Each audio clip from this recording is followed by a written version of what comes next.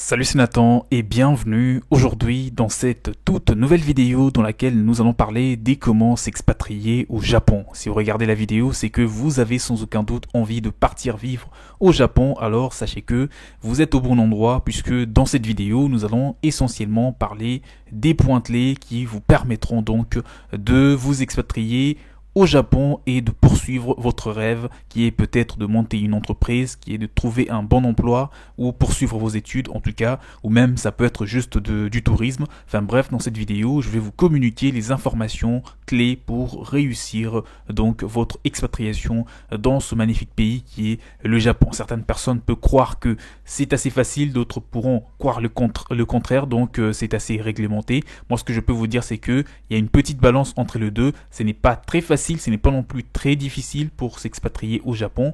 Il faut juste savoir ce qu'il faut faire, il faut se renseigner en consultant du contenu comme cette vidéo qui vous permettra donc de savoir ce qu'il faut faire pour obtenir un visa qui vous permettra de partir au Japon. Mais avant de rentrer dans le détail de la vidéo, je vous conseille de faire une chose qui est de vous abonner. Si vous n'êtes toujours pas abonné, je vous invite maintenant à activer la cloche de notification juste là en dessous pour que vous soyez alerté sur les prochaines vidéos qui seront publiées sur l'expatriation et sur plein d'autres sujets. Je vous ai également mis à disposition un guide PDF dans lequel vous allez trouver beaucoup d'informations sur comment obtenir un visa pour le Japon, sur comment postuler pour trouver un bon emploi, sur comment trouver un logement, sur des villes où vous pouvez résider à faible coût, etc. Il y a beaucoup d'informations dans ce guide. Si ça vous intéresse, vous n'avez qu'une seule chose à faire, c'est de me faire un mail et vous le trouverez dans la description de la vidéo en dessous. Donc on part du principe que vous êtes abonné sur cette chaîne. Maintenant, parlons des démarches administratives pour s'expatrier au Japon. Déjà, le visa est incontournable pour s'expatrier au Japon. Si vous ne le savez pas, il faut que vous puissiez le retenir. Beaucoup de pays sont donc dans l'obligation d'obtenir un visa. Beaucoup de nationalités doivent obtenir un visa à tout prix avant donc de mettre le pied au Japon, surtout s'il s'agit de long séjour. Bien sûr, il y a des pays qui ont signé donc des accords de réciprocité, on va dire des accords d'exemption des visas entre leur pays et bien sûr le Japon qui permettent généralement à partir sans visa pour le Japon, mais à condition que le séjour ne dépasse pas le 90 jours, ce qui équivaut donc à 3 mois. Dans la plupart du temps, on a donc affaire à des visas. Ce qu'il faut faire, c'est vous rendre auprès de l'ambassade japonaise se trouvant dans votre pays de résidence afin d'avoir une idée sur, bien sûr, les documents qu'il faut ramener pour obtenir le visa qui vous intéresse.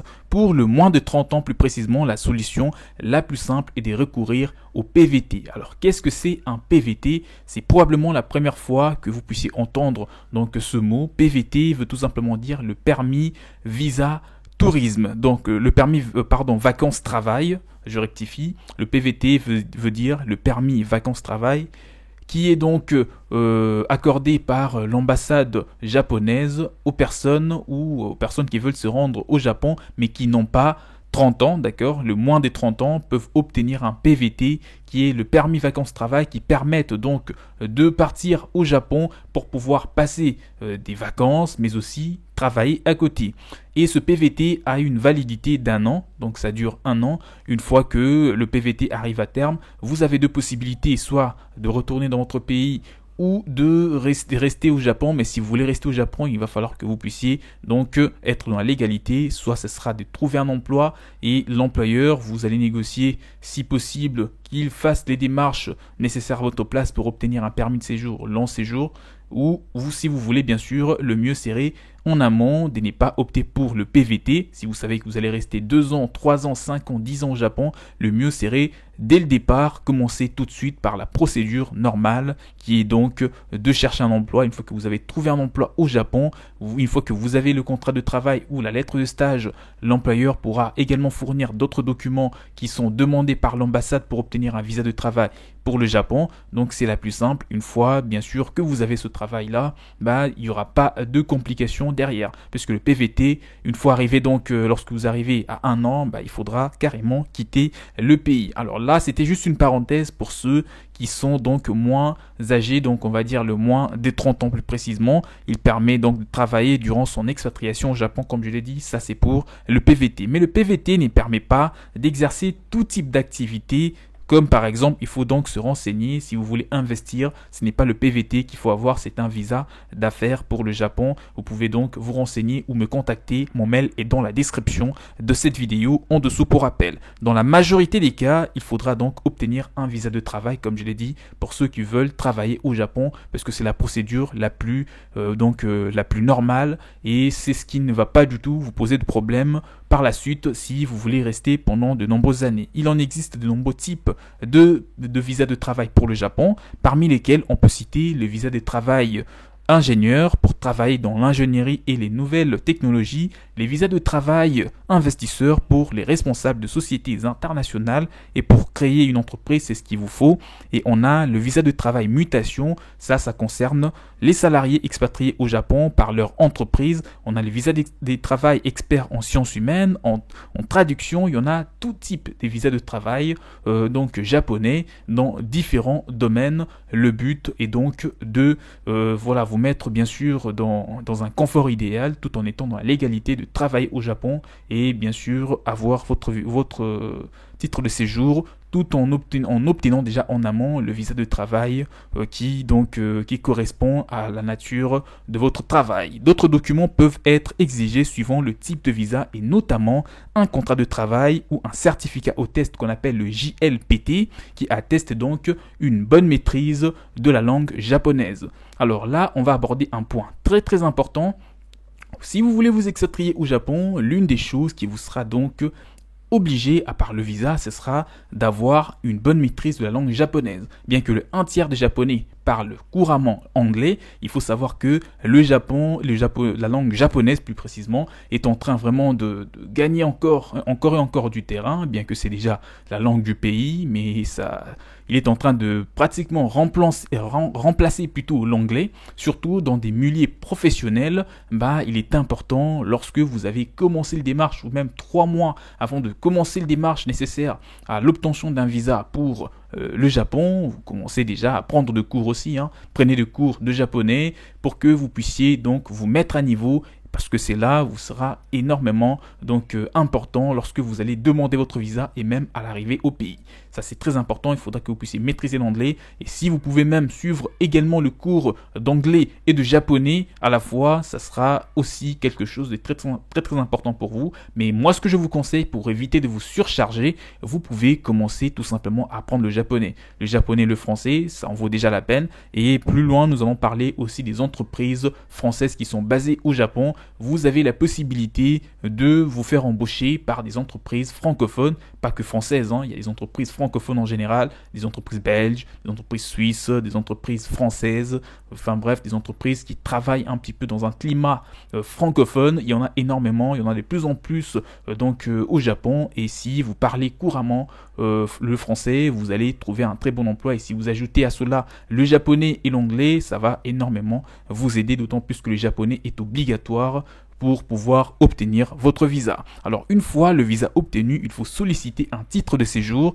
délivré par bien sûr pour une durée précise qui stipule les emplois que l'expatrié occupe dans le pays. Dans le titre de séjour que vous allez obtenir, c'est stipulé, par exemple, si vous allez travailler en tant qu'ingénieur, vous allez travailler en tant que dans l'informatique, il y a votre profession qui est bel et bien marquée sur ces titres de séjour. À noter, il existe plusieurs programmes permettant de s'expatrier au Japon. Plus précisément, on peut parler rapidement de ce programme, notamment le financé par la Commission européenne. Ça, c'est pour seulement les ressortissants européens. Je sais qu'il n'y a pas que des ressortissants européens qui veulent partir au Japon sur cette chaîne. Sur la communauté, il y a aussi des Africains, il y a aussi des Américains et des Asiatiques. Enfin bref, la communauté est en train de s'agrandir. Enfin bref, pour vous dire rapidement, il y a des cours de japonais qui sont dispensés dans plusieurs pays. Vous pouvez vous renseigner pour commencer déjà à prendre des cours et vraiment augmenter vos chances d'obtenir le visa pour le Japon. Autre point que nous allons aborder dans cette vidéo, c'est tout ce qui concerne l'intégration, s'intégrer et travailler quand on est expatrié au Japon. Comment est-ce que ça se passe exactement ? Alors pour vous dire, on l'a compris, la connaissance de la langue locale est donc un prérequis lorsque on envisage de partir au Japon. C'est vraiment un prérequis presque incontournable pour s'expatrier au Japon et auquel il faut ajouter la maîtrise de l'anglais et des réelles compétences professionnelles parce que le Japon est quand même un pays qui est en train d'évoluer. Là-bas, c'est la technologie, voilà, dans le vrai sens du terme. Donc il faut avoir des compétences assez poussées, il faudra avoir des compétences parfois vraiment très peu trouvables au Japon pour espérer avoir un très bon salaire. Mais si vous avez juste de compétences, voilà, on peut dire standard, ça ne veut pas non plus dire que vous ne trouverez pas d'emploi, puisque le taux de chômage là-bas est d'environ 1%, donc vous imaginez, c'est presque nul. Il y aura toujours un emploi qui sera donc à votre portée pour gagner votre vie et mieux vivre au Japon. Ça sera ça l'essentiel. Une fois que vous allez mieux comprendre le pays, vous allez vous en sortir et trouver un emploi beaucoup plus convenable en termes de salaire. Donc il faut donc que l'intégration sur place soit quelque chose de facile, mais je sais qu'au début ce n'est pas quelque chose qui est toujours facile, surtout dans un pays tel que le Japon, que vous soyez européen, que vous soyez tout type de nationalité, c'est toujours un peu compliqué de s'intégrer dans un pays qui est culturellement différent du vôtre, qui est aussi différent sur plusieurs aspects, d'où il est important en amont d'apprendre de petites bases, notamment comment saluer au Japon, comment par exemple adresser la parole à quelqu'un pour ne pas vraiment donc vexer les Japonais, etc. sur leurs signes des politesses, donc sur leur culture, leurs croyances. Vous devez mieux vous renseigner là-dessus avant de vous expatrier au Japon. Ça, c'est quelque chose de très important. J'attire votre attention. Donc, il ne faut pas hésiter au début. Si vous sentez que vous avez du mal à vous intégrer, il y a énormément de groupes sur Facebook, sur des réseaux sociaux, des expatriés francophones qui vous permettront donc de vous intégrer et vous expliquer comment vous devez rapidement vous comporter au Japon pour vous sentir à l'aise.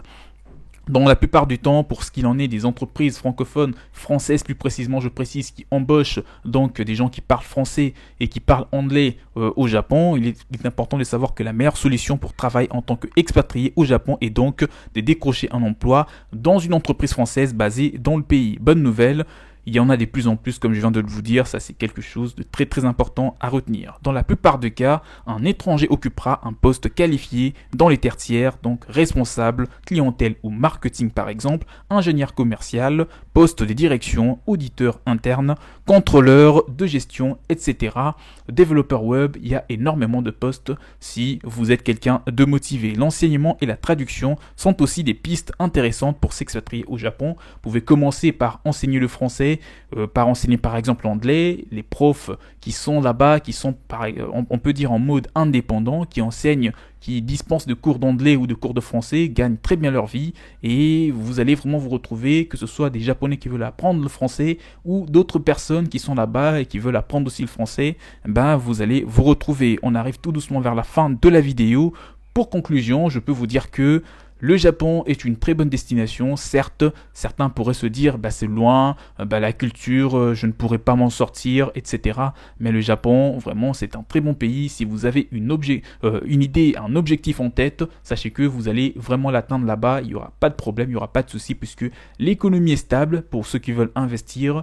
Il y a beaucoup d'opportunités d'emploi. C'est possible de trouver 3 à 4 fois, voire 5 fois mieux en termes de salaire que dans d'autres pays. Donc le Japon est vraiment une destination unique.